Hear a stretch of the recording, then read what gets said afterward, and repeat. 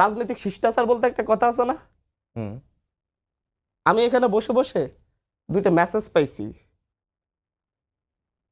ওজন কমাও মাসুদ, মানুষ মাংস কেটে নিবে কিন্তু। ছাত্রদলের কেন্দ্রীয় নেতা, নামটা না বললাম। এদের কিচ্ছু হবে না, প্রকাশ্যে ফেসবুকে পোস্ট দিয়ে যাচ্ছে এবং তারা হচ্ছে একেবারে কাছের।